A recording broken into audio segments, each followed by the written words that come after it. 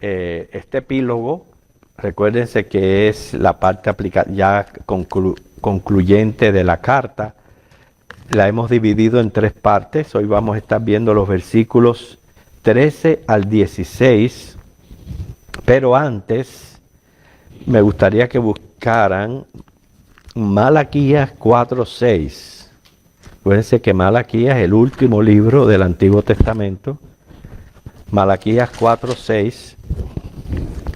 Y lo vamos a comparar a nuestro capítulo de Apocalipsis, Apocalipsis 22, versículo 21.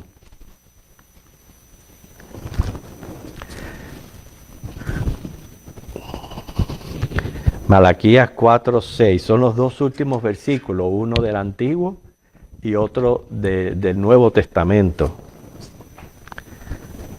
Porque nosotros sabemos que la iglesia a través del tiempo formó el canon bíblico, compuesto de los libros que tenemos hoy en nuestras manos. Y muchas veces no pensamos de que fueron inspirados por el Espíritu Santo, pero no solamente la escritura, pero también la elección de estos 66 libros. Recuerdan, 39 del Antiguo son las 39 horas que Jesús pasó en el Hades, desde su muerte a su resurrección. Se le añaden ahora 27 del Nuevo Testamento, pero hacen un total de 66. Y el 6 es el número de hombre. ¿Por qué? Porque la Biblia Dios la reveló para nosotros los hombres. Pero encontramos aquí en Malaquías que hace referencia a lo que es la ley y cómo pasó ese antiguo pacto. Fíjese que dice: y hará volver el corazón de los padres hacia los hijos y el corazón de los hijos hacia los padres, no sea que yo venga y hiera la tierra con maldición. O sea que el Antiguo Testamento termina con una palabra de maldición, porque eso es lo que trae verdaderamente la ley al hombre. Pero sin embargo el Nuevo Testamento termina, dice: la gracia de nuestro Señor Jesucristo sea con todos vosotros. Amén. Así que termina con bendición. Vamos al versículo 13, que fue donde nos quedamos del estudio pasado. Y en este versículo 13 vamos a encontrar adjetivos que obviamente que califican algo, y ciertos epítetos que fueron ya mencionados anteriormente en la carta, en Apocalipsis 1:8, versículo también 17, y Apocalipsis 21:6. Dice el versículo 13: yo soy el alfa y el omega, el principio y el fin, el primero y el último. Esto es muy importante cuando dice el mismo Señor Jesucristo, dice yo soy. Nosotros en español, para nosotros es la primera persona del singular y lo que somos. Pero cuando Él dice yo soy, lo que está diciendo es que Él es el Dios soberano, creador y sustentador de la vida. En otras palabras, usted y yo damos un respiro porque Dios lo permite, porque Él es la vida. Y por eso dice yo soy el alfa y la omega. Está hablando de que es evidencia de que nuestro Señor Jesucristo es Dios, que tiene las mismas perfecciones, los mismos atributos del Dios Padre. Y a pesar de que tenemos tantas evidencias bíblicas, todavía hay quienes niegan o la divinidad o la humanidad de nuestro Señor Jesucristo. Y quiero decirle algo: para usted salvarse, si usted quiere ser salvo, usted tiene que profesar con su boca que Jesucristo es Dios y es único Salvador mediador. Esa es su naturaleza y esa es su misión, si usted quiere verdaderamente ser salvo. Así que el alfa y el omega son las letras con que comienza y termina el alfabeto griego. También dice que principio y fin, adjetivos, y primero y último. Así que todos son epítetos del atributo eterno, o sea que Dios es atemporal. ¿Qué significa que Dios mencione cuando Él dice yo soy el primero, yo soy el último? Lo que significa es que antes de Dios no hubo ni habrá ni hay nada. Y después de Dios no podemos esperar nada. O sea que Dios ni va a dejar de ser y antes de Él nada pudo ser. Porque nosotros en Cuba ya jugábamos un juego que a mí me molestaba muchísimo, que es el de la buena pipa, ¿eh? ¿Sí? El cuento de la buena pipa, que era irresistible. No, por favor, hermana, no. El caso es, si los que están aquí que no son cubanos, pídanle a un cubano que le haga el cuento de la buena pipa. ¿Sabes por qué digo esto? Porque hay quienes piensan de que Dios tuvo un origen o que hay de antes que Él o quién lo creó a Él. Entonces sería prácticamente ir buscando infinitamente seres y no es así. En Dios ya lo tenemos todo, tanto principio como final. Así que podemos saber de que Cristo es el Verbo encarnado, que en principio era con Dios y es Dios, y es creador y fuente de todo, incluyendo la vida, Juan 1, del 3 al 4.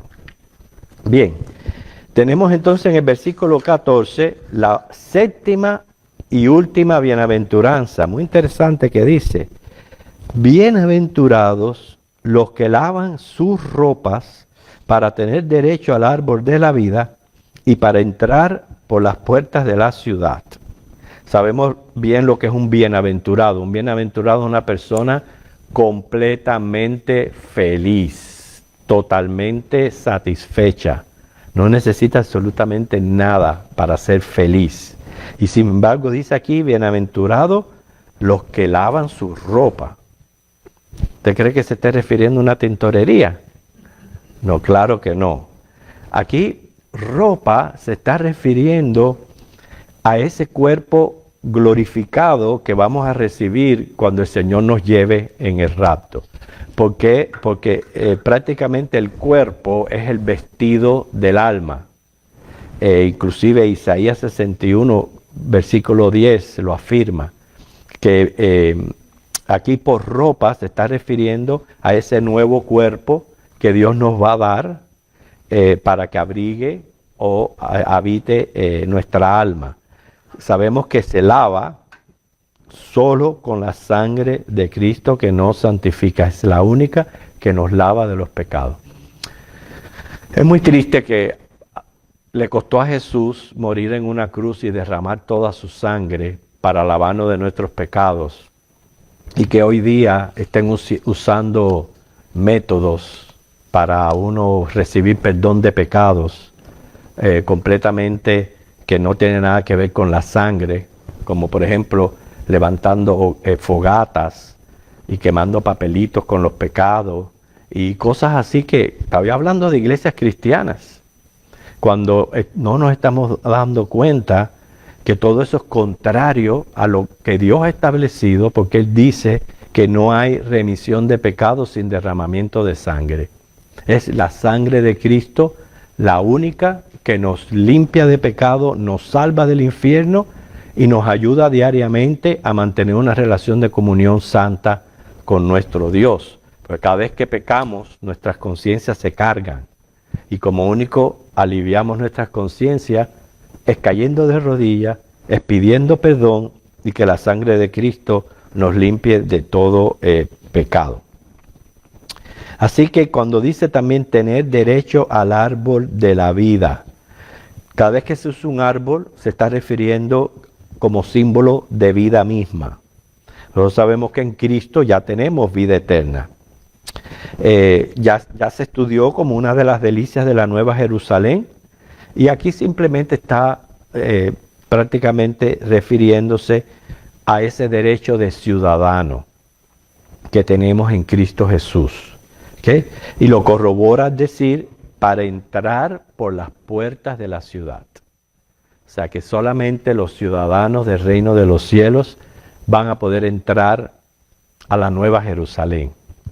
Es una dicha porque muchos no podrán entrar a esta ciudad debido a su condición espiritual, debido a que están resistiendo, haciendo la frente al Espíritu de gracia. En Apocalipsis 21, ahí en el versículo, lo leemos, en el versículo 27, dice que no entrará en ella ninguna cosa inmunda o que hace abominación y mentira, sino solamente los que están escritos en el libro de la vida del Cordero. O sea que para ver el reino de los cielos hay que nacer de nuevo del Espíritu y el nombre hallarse inscrito en el libro de la vida. Hay otra lista de excluidos del árbol de la vida. Noten cómo lo repite. Esa repetición significa es importante. Es importante atender a nuestra condición espiritual. Es importante que no nos vayamos de este mundo sin haber recibido a Cristo como Señor y Salvador. Eso sin importar edad, sin importar condición. Todos necesitamos salvación. Entonces dice el versículo 15, mas los perros estarán fuera, y los hechiceros, los fornicarios, los homicidas, los idólatras, y todo aquel que ama y hace mentira. O sea, es la tercera vez que se menciona los que no han de entrar en la ciudad, y tenemos que elevar acciones de gracias a Cristo, porque así éramos muchos de nosotros, pero en Cristo somos ya nuevas criaturas, como menciona 2 de Corintios 5:17. Pero sí me gustaría leer 1 de Corintios capítulo 6, del 9 al 11.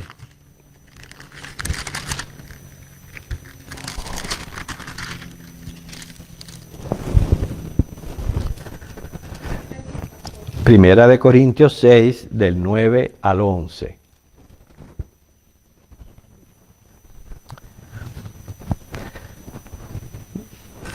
Dice, ¿no sabéis que los injustos no heredarán el reino de Dios? No erréis, ni los fornicarios. Acuérdense que la fornicación es el acto sexual fuera del matrimonio. Hoy día, bien común, ya no se está respetando el matrimonio, las parejas se están dando en casamiento, prefieren, dicen, bueno, pues vamos a conocernos, vamos a vivir por un tiempo y si nos va bien, entonces nos casamos. Pero en todo ese tiempo viviendo en fornicación. Y eso es castigado, hermano. Fíjense que dice que los fornicarios no entrarán en el reino de los cielos. Dice, ni los idólatras, ni los adúlteros, porque ya el adulterio viene a ser esa relación extraña fuera del matrimonio. Ni los afeminados, ni los que se echan con varones, ni los ladrones, ni los ávaros, ni los borrachos, ni los maldicientes, ni los estafadores heredarán el reino de Dios. En nuestro texto dice que aún hasta los mentirosos. Y usted dirá, bueno, pues entonces nadie va a entrar al reino de Dios. Pero la buena noticia es lo que dice el versículo 11. Dice, y esto erais algunos, mas ya habéis sido lavados, ya habéis sido santificados, ya habéis sido justificados en el nombre del Señor Jesús y por el Espíritu de nuestro Dios. Y esa es la buena noticia, que como bien dice Isaías, cada cual se aparta por su camino. Pero no importa por cuál camino tú te hayas apartado o con qué tú te estás identificando en estas descripciones, en común tenemos que en el sacrificio de Cristo somos 100% perdonados por Dios, es su promesa. Dice, nueva criatura somos, 2 de Corintios 5:17. O sea, no tenemos por qué permitir que nuestra mente nos esté torturando por lo que éramos, por lo que hicimos, por lo que estuvimos envueltos, sino más bien glorificar a Cristo por nuestro estado actual, que por su gracia es que podemos gozar de salvación. Pero hay algo interesante en el texto, porque les llama perros. Y hoy día a hablar de los perritos, de las mascotas mal, te puede costar muy caro. Eso es lo moderno de hoy día, yo lo entiendo. Son animalitos domésticos, son muy buenas mascotas, se consideran el mejor amigo del hombre, y es cierto, animalitos muy inteligentes, verdaderamente impresionantes, cómo son útiles, en muchos aspectos de la vida son útiles, pero aquí se está considerando impuro cuando el perro viene a ser callejero o carroñero o vagabundo. Se unen.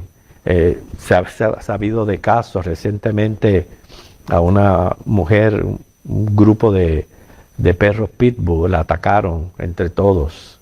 Y cuando pasa eso, el animalito, que supuestamente debe ser bueno y el mejor amigo del hombre, se convierte en algo malo.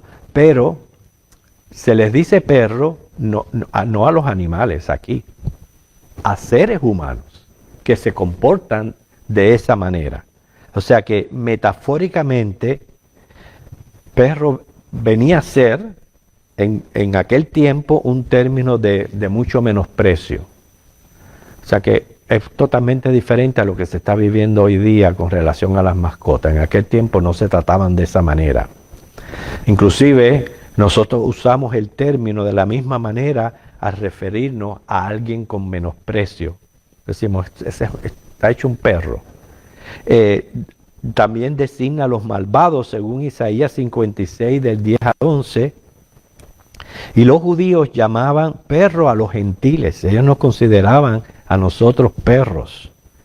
Pablo insultó a los opositores judaizantes llamándoles de esa manera, Filipenses 3:2.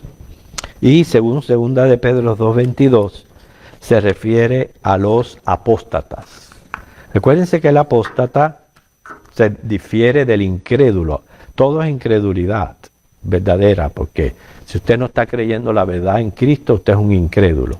Y los hay que dicen ser ateos, que no creen en nada, pero también los hay que fueron expuestos a la verdad, al evangelio, y sin embargo se han apartado o se han ido a lugares de herejía, y por eso son llamados apóstatas. Bueno, pues a los apóstatas se les llamaba perros. Ahora Jesús se identifica personalmente, dice el 16, yo, Jesús, he enviado mi ángel para daros testimonio de estas cosas en las iglesias. Yo soy la raíz y el linaje de David, la estrella resplandeciente de la mañana. Ese va a ser nuestro último texto, porque la otra parte es la tercera de este estudio. ¿Okay? Pero vamos a ver que Jesús se identifica como el que está enviando su ángel para dar testimonio de estas cosas, Apocalipsis 1:1. Sí, él usa un ángel, pero es él quien está dando la revelación, usando al ángel. Así comenzó y así termina esta palabra profética. Por tanto, es un testimonio que este libro de Apocalipsis, entre tantos escritos en la época, tiene un origen totalmente divino, porque viene del mismo Señor Jesús. Es una revelación de Jesucristo, proviene de Jesucristo y es acerca de Jesucristo. Por tanto, insisto, este libro de Apocalipsis debe de ser muy respetado, muy escudriñado y muy honrado. Y más mientras más difícil es un libro, requiere de más diligencia en sus estudios. Y es una de las cosas que usted va a poder ver en la presentación gráfica, porque va a haber una sección donde usted va a ver todas las diferentes escuelas interpretativas de este libro. Y va a poder tomar notas y va a poder leer y se va a poder identificar. Pero es importantísimo el estudio de este libro de Apocalipsis. Y más cuando varias obras apocalípticas se escribieron entre el 200 antes de Cristo y el 100 después de Cristo, que obviamente no fueron incluidas en el canon bíblico. Por eso comencé el estudio hablándoles acerca de los 39 libros, los 27, el total de 66, etcétera, que se puede ver la mano de Dios detrás de esta elección. Por ejemplo, voy a mencionar algunos nada más. Está el Primera de Enoc, fue escrito entre el 162 y el 80 antes de Cristo. Estoy hablando de contenido escatológico, apocalíptico. Está el libro de los jubileos, que se escribió en el 100 antes de Cristo. Los oráculos siblinos en el 150 antes de Cristo. Los testamentos de los 12 patriarcas del 140 al 110 antes de Cristo. Los salmos de Salomón 50 antes de Cristo. La asunción de Moisés del 4 antes de Cristo al 30 después de Cristo.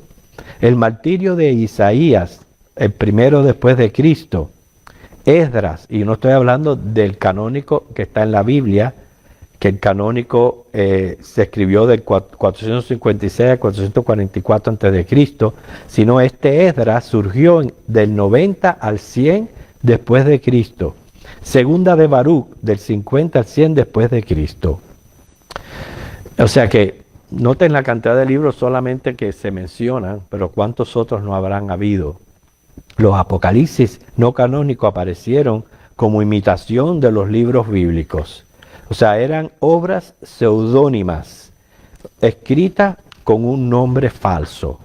Y las personas asociadas con estas obras habían estado muertas desde hacía mucho tiempo, pero se les utilizaba para conferir autoridad a los libros. Estos no canónicos declaran predecir eventos futuros, pero en realidad eran profecías escritas después que el acontecimiento había sucedido. En estos días se le da mucha fama a Nostradamus. Ay, porque Nostradamus está profetizando lo que está ocurriendo hoy día. Pero hermano, del 90 al 100 después de Cristo se escribe el Apocalipsis, mucho antes que Nostradamus. Entonces, lo que pasa, ¿por qué no le prestamos atención a Dios y a su palabra en vez de estarle prestando atención a escritos de hombres? ¿Okay? O sea que el Espíritu Santo fue quien formó el canon bíblico. Y el propósito, lo dice claramente el Señor aquí, de esta revelación era para dar testimonio en las iglesias.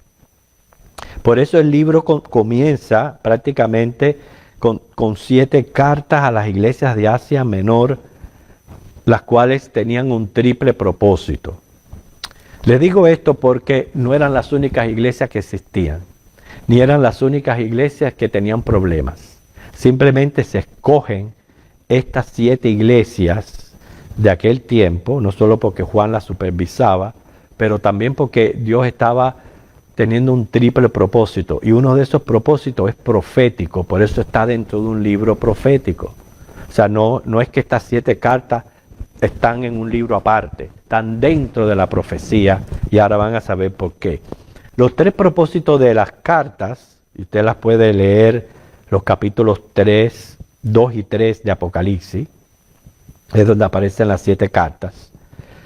Primero fue enviar un mensaje a una iglesia local. Segundo, los 7 mensajes sirven para todas las iglesias de todas las épocas. Y tercero, aquí viene el propósito profético, cada iglesia representaría características de una época eclesiástica. Y eso ya está más que corroborado. Voy a tratar de hacer lo más rápido posible, porque yo pienso que este análisis profético es muy importante. Sabemos que la primera carta es a Éfeso, es el periodo de la iglesia apostólica, la que pierde el primer amor, abarca desde el año 10 después de Cristo, perdón, no 10, 30, del año 30 después de Cristo, cuando nace la iglesia, hasta el 100 después de Cristo, cuando muere el último de los apóstoles Juan. Esa es la iglesia apostólica, la carta de Éfeso. La carta Esmirna es el periodo de la iglesia que corresponde desde el año 100 después de Cristo hasta el 313 después de Cristo. En el 313 fue cuando Constantino, el emperador romano, termina la persecución a la iglesia, permite la tolerancia religiosa y simpatiza con el cristianismo y lo favorece. Esa es la carta Esmirna. La carta Pérgamo, periodo de la iglesia imperial. Fíjense que le dice retiene doctrina diabólica. Noten lo fuerte de esa acusación. Retiene doctrinas diabólicas, porque está abarcando desde el 313 hasta el 606, cuando aparece el primer Papa romano. La carta a Tiatira es el periodo de la iglesia medieval, una iglesia contaminada. Fíjense que la denuncia es: toleras la falsedad. Fue cuando surgieron la mayoría de las herejías católicas, que abarca desde el 606 hasta el 1500. Fue la época de la explosión de la Reforma Protestante. Y no sé si ustedes se recuerdan una vez que yo traje, cuando dimos a Babilonia, todos los años en que fueron surgiendo los diferentes dogmas católicos, que abarcó todo ese tiempo. Esa fue la carta a Tiatira. La carta a Sardis, esta se va a impresionar, porque es el periodo de la iglesia reformada, pero moribunda. Y es cuando surgen las doctrinas aberrantes en cuanto a la soteriología, el calvinismo y el arminianismo.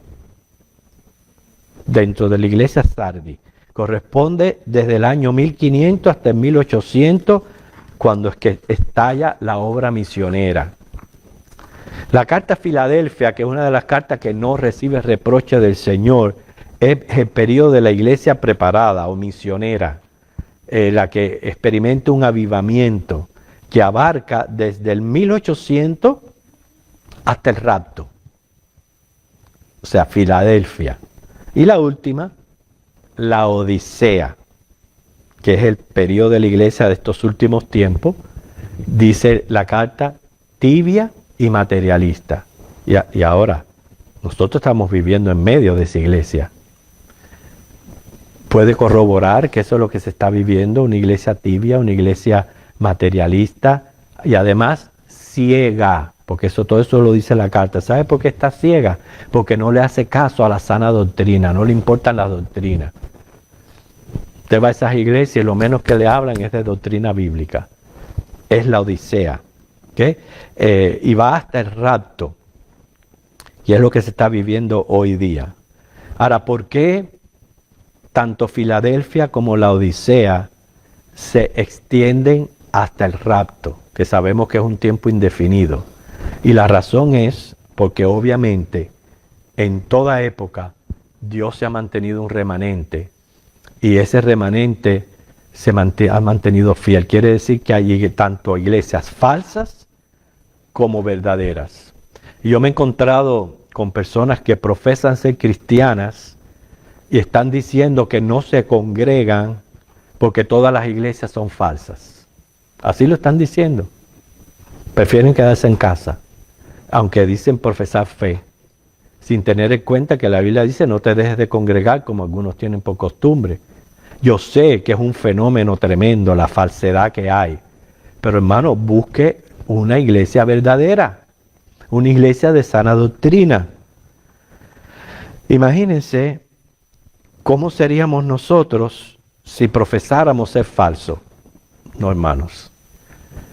Con la guía del Espíritu Santo, yo pienso que nosotros somos una iglesia que sí le prestamos atención a la doctrina bíblica y que en medio de toda esta falsedad que hay, somos una iglesia verdadera, que promovemos un culto teocéntrico, cristocéntrico. Yo espero que eso es lo que experimente toda persona que entre aquí, que aquí no se están adulando hombres, ni se están alabando nada, solamente a la persona de Cristo en un culto teocéntrico.